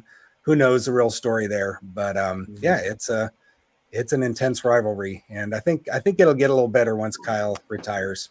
I think so too. Yeah, I've got to respond to this. So, hey, Justin, welcome in the house and everything. It says, well, I'm late. Go Gators. Hey, you missed the first segment here, so you can watch that on the replay. Oh, come on, please. Hey, so Justin, the one thing that you really need to know from the first segment is the name Johnson, Jaquindon Johnson. You're going to learn that name, and this is going to be a tough day for the Gators because you're going to see the back of his jersey all day long. So go back and watch that first segment. We had a high top on, and it was a great segment. So thanks for coming in the house. But guys, here. Okay, so tomorrow this meeting is going to happen with the ACC. Do we know Friday. That? Has it been announced? We don't know that for sure. That's what the suggestion was. If it's not tomorrow, over the next few days, this vote's going to happen. If they're announcing a meeting, it's probably approved then. There was one media person that came out and said that they postponed it, but there is no determination on when the next day is going to be. Now, that's why I'm asking, did they finally come out? Because it makes sense to me if it was tomorrow, because they need to probably get that done by Wednesday. Would they announce it has to be tomorrow or no vote? Well, it has to be tomorrow or next week, because the hurricane that's coming into Florida is going to go right over Tallahassee, over Georgia, over the Carolinas. That's probably going to cause communication issues. They're probably not going to want to hold a vote during that. So it's going to either have to be Tuesday or we're looking at Friday this week, because I don't think you can do it Wednesday or Thursday. Okay, so anyway, so when this happens, what's going to shake out? What should folks expect? How do you see it go? And I want to hear from each one of you guys. Immaculate, how do you see this shaking out? Like I said, I think that this is an iceberg, and the amount that we can see is just a little bit of part that's above the surface. I think there's a whole lot more going on underneath, and what we're shown on the outside mostly is just kind of the smoke. If we get a yes vote, I expect us somehow, some way to find out that some schools are getting out. Who that is, how many that is, I could only guess. I don't really believe in this idea that only 3 schools are going to get out if 3 schools come in. So I think it would have to be some kind of a future agreement on a set price to get out. And that's the set price no matter when it happens in the future, and that these schools can leave, maybe with like a window of like 5 years or 2 years or something. But I just don't believe it has anything to do with just voting the schools in. Like that would be how it's presented. But so I'm expecting if it's a no vote, then that situation continues to deteriorate internally, and Stanford and Cal are going to have to figure something out. You might see one of them go to the Big Ten, maybe one goes to the Big 12. So I have to figure something out. Are they brought in as non-voting members for a period just to make sure they can't vote against dissolution? Oh, yeah. I don't even know if that's possible, Moen. Is that something they can even do? Can you take into school and basically take away their right to speak for themselves? You can make them non-voting members, but they still count. So the numbers still count. So you're still going to have. You still have to that get a issue certain in percentage. North Carolina. Right. You still need a simple majority. Yeah, how do you see it going, Moen? Like, so from like the big person, who's going where? That's kind of really what I'm asking. Is there real action that's going to happen here? Or is this just a bunch of talk? There's 2 firm no's. I believe that Clemson and Florida State will never vote yes. I mean, when they do the official vote, it'll be unanimous. The straw poll, they're going to vote no. I think what's going to happen here is I think NC State, UNC might flip. And you're going to have 2 other schools change their votes from yes to no. Hey, I think I'm sorry to cut in. Someone is saying that the ACC meeting is going on. Nathan Campbell, anyone? I mean, is there like you say it's happening on YouTube right now, live? Because I thought they postponed it because of the shooting. Yeah, that was my understanding as of an hour ago. A faculty member lost their life. Yeah, I cannot see them actually. That. No way. But I mean, surprised. I would love to see if there's an actual link. Otherwise, put a link in the chat, please.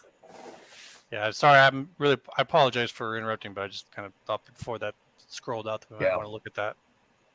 Yeah, so I think that's what's going to happen. You're going to have 2 people. It's very Kevin McCarthy becoming Speaker of the House, where they think they've got the votes in the straw poll, and then 2 other.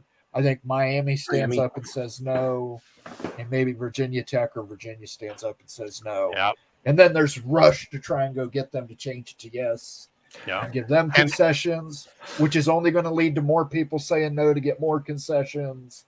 So I won't believe it till I see it. So you're thinking it's not happening. That this expansion is not happening. I don't think it's happening anytime soon. Okay. I think there's going to be so many backdoor deals and concessions. I don't think it's happening before we play week 1 football. Gotcha. Okay. Jeff, how do you see this shaking out? And tell us if you know any numbers and why it makes sense or doesn't make sense. Yeah, I mean, I think ACC's dead man walking, just waiting. You know, it's a long play of the Big Ten and SEC to pick what they want from there. It's complex, but I mean, I just don't see these 3 schools adding value. I think it's a defensive play. It's insurance to try to maintain their status. I think they have the right as a conference to do that. I think each of the schools going in gets something out of it. So I see why it's happening if it happens. But the big dogs there, you know, the teams that were just mentioned by Moen and such, you know, they're gonna end up deciding this. They are not going to be pushed around by the little sisters of the poor of the ACC.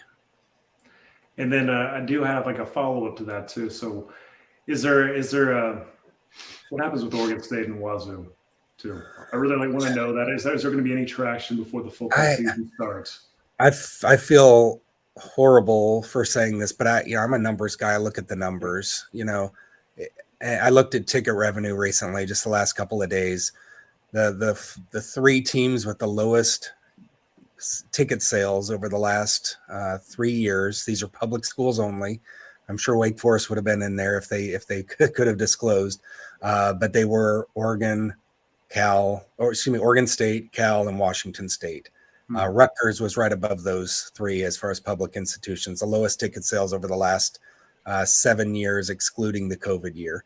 I just think, unfortunately, Washington State and Oregon State, their demographics don't support a P5, just the states they're in, I think they've got amazing, wonderful fans. Oregon State's got a great team this year. I'm excited for them.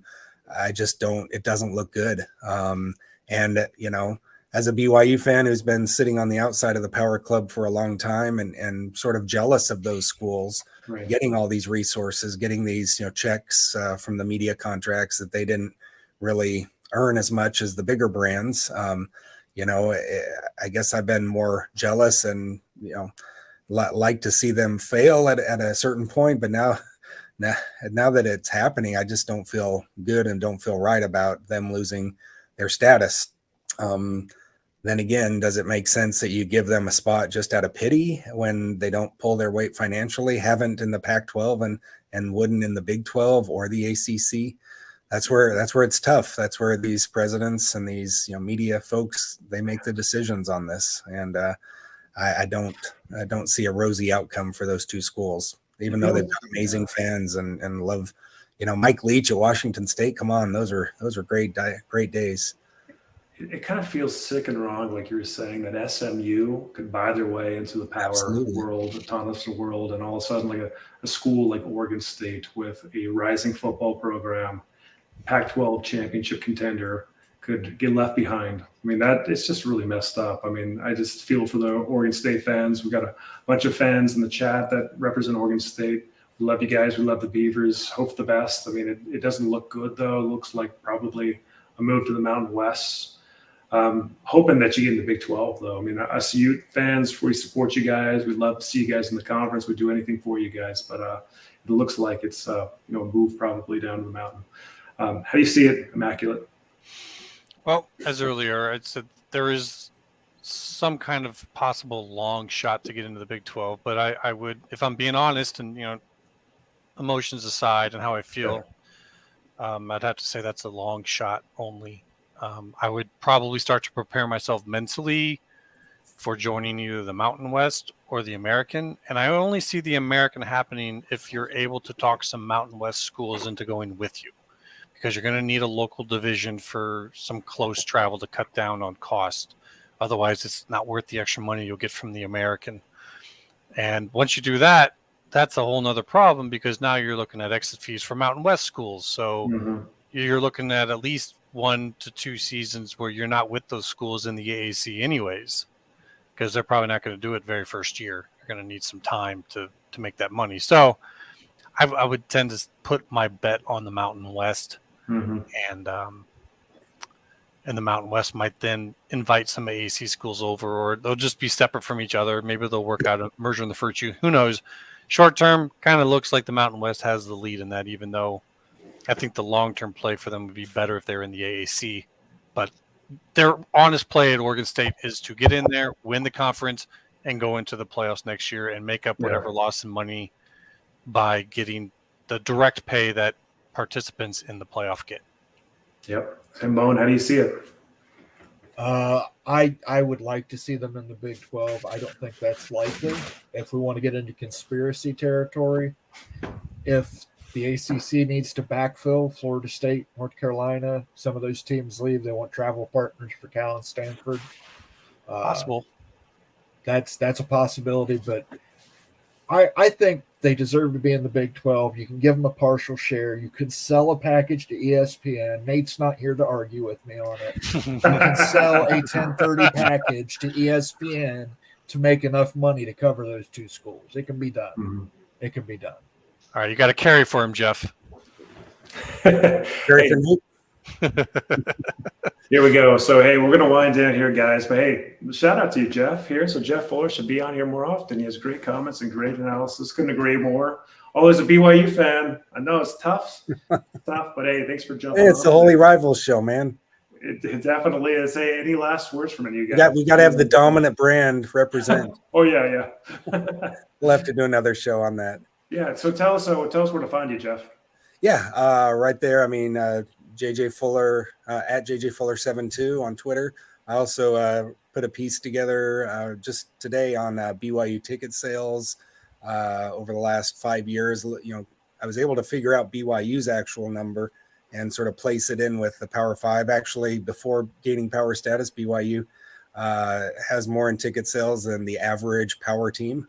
So that was pretty exciting to sort of sleuth that out and post that. That's on ESPN 960sports.com. So ESPN 960sports.com is where I do some writing. And that's Ben Criddle, great show he has in the afternoon every day, every weekday there in Utah. So yeah, just check me out on Twitter, give me a follow, and love this show, love supporting. Been with you guys since the start here and there. Not as available as some other folks. Just got a pretty lot of irons in the fire, so to say. But I love doing this when I can, and enjoyed being here. Perfect. So hey, Ramon, any last words, rants? No, I got my one rant, and so we're good on the quota for tonight. But I would just say, thoughts and prayers go out to the faculty member that lost their life today in that shooting at North Carolina. That's terrible. And thoughts and prayers go out to the people in the path of the hurricane that's coming up. Absolutely. Immaculate. I got one, might be a little bit longer. I'll try to go quick on this. I just want to do one more reminder about the court case going on between Brown University and Show et al. People may not know what that's about, but the Ivy League has basically been getting by breaking rules that they should not be allowed to break for a long time. They're not supposed to be able to not pay out athletic scholarships in Division I, yet they have been. That's how much power they have. That court case has the ability to upend that completely. That's why it's not just Brown in the defense. 4 other Ivy League schools have sent their own defense teams in there in May. So this is going on right now. So if they see that they're going to lose this and they're looking at the situation with the ACC and they may have to send their sports down to Division III, you might see them do something with football in the ACC. So if you're wondering what Stanford might have in their pocket when this all isn't making sense, sometimes you got to look off in the corner to see who's behind the curtain. And there might be some Ivy in the future for the ACC. We'll see. Just keep your eye on that so it doesn't surprise you if it happens. Hey, shout out to all the Florida fans that jumped in the house today. We had 150 plus people in the house, over 1,000 chat comments. So you holy homies, the Holy Rival community, shout out to you. Thanks for stopping by. And Bomber, we here next time. And in the meantime, remember, go Utes and beat those Gators. Go Cougs. Yeah, take care, y'all.